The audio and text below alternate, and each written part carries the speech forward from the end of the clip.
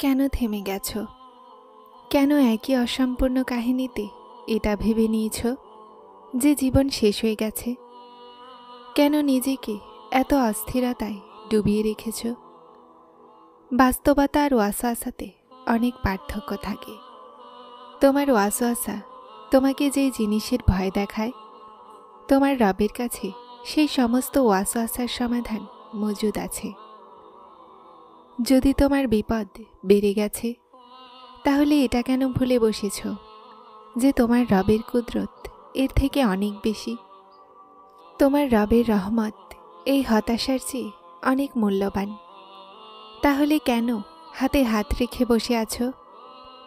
জীবন তো এটারই নাম যে পড়তে পড়তে উঠে দাঁড়ানো। এখনও তো অগণিতবার তোমাকে পড়তে হবে আর পুনরায় উঠে দাঁড়াতে হবে। তাহলে ছাড়ো এই জিদকে। যে চলে গেছে তার হকে কল্যাণের দোয়া করো। যে কাছে আছে তার জন্য দোয়া করো।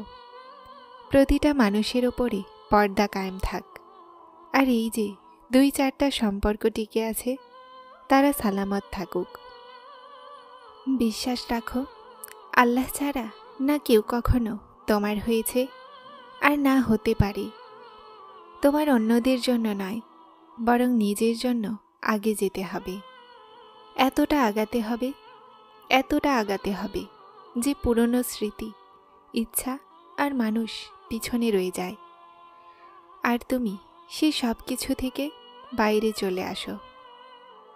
দুনিয়ার নজরে তুমি কখনোই ভালো হতে পারবে না, আর না তোমার সবার কাছে পারফেক্ট হওয়ার প্রয়োজন আছে। তোমাকে আল্লাহর সামনে দাঁড়াতে হবে, আর তোমার আশেপাশে শ্বাস নেওয়া মানুষদের ওপরও। কখন কে কিভাবে এই খেলা থেকে বাদ পড়ে যায় কারো আন্দাজও নেই। তাহলে এই যে ক্ষণিকের মুহূর্ত আছে, এগুলোতে বাঁচতে শিখে নাও মন ভরে। আর অন্যদের জন্য এই নিঃশ্বাস কঠিন বানিও না। আমরা যেটা ভাবি অথবা যেই খেয়ালই আমাদের মনে আসে, সেটারও কোনো না কোনো কারণ অবশ্যই আছে। সেই খেয়াল এমনিতেই আসে না, মনে আল্লাহর তরফ থেকেই আসে। অনেক সময় আমার মনে একটা কথা আসে যে মানুষেরা কারো জন্য খারাপ ভাবে, সেটাও কি আল্লাহর তরফ থেকে হয়? এই জবাব তারপর এমনিতেই পেয়ে গেলাম যে সেই খেয়াল শয়তান দেয়। সে আমাদেরকে আল্লাহর থেকে দূরে করার জন্য করে। আল্লাহ তো শুধুমাত্র এটা দেখেন যে তার বান্দা অথবা বান্দি কি শয়তানি ওয়াসওয়াসাতে আসবে কি না। আমরা এসে যাই, আমরা করে ফেলি যা সে করাতে চায়, কিন্তু আল্লাহ তো আল্লাহই না। কিভাবে পথভ্রষ্ট হতে দিবেন তার বান্দাকে? তারপর দেন সেই খেয়াল যেটার মাধ্যমে মানুষ ধীরে ধীরে আল্লাহর দিকে ফিরে যায়। এটা সেই খেয়াল যেটার জিকির আমি আগে বলেছি। আমরা আল্লাহর দিকে এমনিতেই ফিরে আসি না, আল্লাহ আমাদেরকে তার দিকে নিয়ে যান। কিন্তু তাদেরকে যারা সত্যি আল্লাহর দিকে ফিরতে চায়। যদি সম্পর্ক রাখতে না পারো, তাহলে ছেড়ে দাও। হোক মাঝ রাস্তায়, কিন্তু ছেড়ে দাও।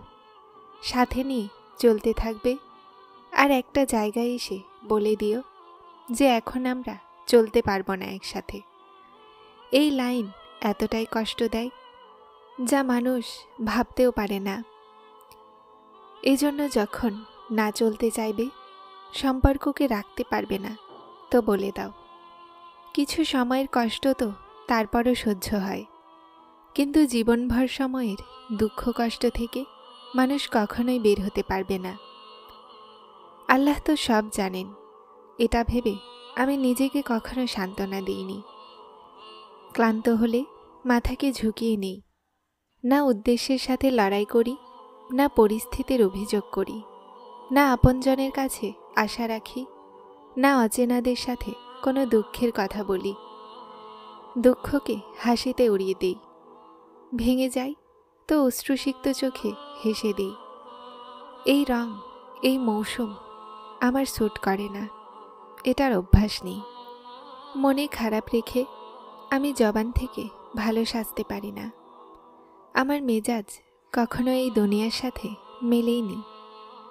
যেটা ছেড়ে দিয়েছি সেটা আর কখনো ফিরে আমি দেখিইনি। যুগ বলে আমার জীবনে চলার অভিজ্ঞতা নেই, আর আমি এটা বলি যে এরা তারাই যারা আমাকে কখনো শোনেইনি। সবরের অভ্যাস আমি মনে রাখতে জানি না। ক্লান্ত হয়ে যাই তো আল্লাহর কাছে আশ্রয় নিয়ে নিই। প্রতিদিন শোনায় আল্লাহকে দুঃখের সেই পুরনো কাহিনী। হ্যাঁ, আমি দুঃখ আর মুখে প্রকাশ করতে পারি না। আমি মানুষের মতো বদলে যেতে পারি না। হ্যাঁ, আমার দোয়াগুলো আমার মতোই সাদা। আমার নিয়তগুলো শুধুমাত্র আল্লাহ জানেন। আমার অগণিত ত্রুটি আছে। আমি দুনিয়ার সাথে লড়াই করতে পারি না। আমি ঠিক নেই আমার প্রিয় আল্লাহ। আমি খুব কষ্ট অনুভব করছি। আমি খণ্ড বিখণ্ড হয়ে ভেঙে যাচ্ছি। আমাকে ধরে নিন, সামলে নিন। যেই অলৌকিকতার আমি আপনার উপরে আশা রেখে বসে আছি সেটাকে করে দিন। নিশ্চয় আপনিই কাদির। আমার দোয়াতে কোন বলে দিন। আমাকে শান্তি দিয়ে দিন। আমার চাওয়া অনেক ছোট, আপনার রহমত অনেক বড়। আমার সাথে সব সহজ করে দিন। আমার অসম্পূর্ণ দোয়াগুলোকে পূরণ করে দিন। নিশ্চয়ই আপনি অনেক দয়াময়, শ্রবণকারী। আমার চিন্তাগুলো দূর করে দিন। আমার চিন্তাগুলো দূর করে দিন। যাকে তুমি ভালোবাসো তার মেসেজগুলো বারবার বের করে পারো না, তো এটা তোমার রবের সাথে কেমন ভালোবাসা যে তার মেসেজ অর্থাৎ কোরআন খোলোই না? যদি খোলো তো সেটাকে বোঝার চেষ্টা করো না? কেন তার মেসেজ পড়ে মন শান্ত হয় না? কেন তার ভালোবাসাকে ভেবে মুখে খুশি আসে না? তাকে মনে করে অশ্রু কেন গড়িয়ে পড়ে না? তার সাথে সাক্ষাতের জন্য মন কেন অশান্ত হয় না? এটা কেমন দাবি তোমার তাকে ভালোবাসার? আর মানুষ তো কতটাই বেঈমান। প্রতিটা মুহূর্তে যার মুখাপেক্ষী তার থেকেই মুখ ফিরিয়ে দৌড়াচ্ছে। বরং তুমি জানো যে কাল তার কাছেই ফিরতে হবে, তার কাছেই দৌড়াতে হবে। ভাবো তো একটু, কোন মুখ নিয়ে যাবে তার সামনে? তুমি কি জেনে নিয়েছ তোমার জীবনের উদ্দেশ্য কি? তুমি কি পেয়ে গেছো সেই রহস্য যেটার জন্য তোমাকে এই দুনিয়াতে পাঠানো হয়েছে? যে রাস্তা আল্লাহ তাআলার সাথে জুড়ে যায় সেটা উত্তম হয়ে যায়। আল্লাহ তাআলার দিকে যাওয়া প্রতিটা রাস্তা মনকে শান্তি দেয়। এমন অনুভব হয় যে একা থাকা সত্ত্বেও কেউ সাথে আছে। মানুষের চাওয়া নেই, কেননা আল্লাহ সাথে আছেন। কেউ ছেড়ে যাক তবুও মন শান্তিতে থাকে।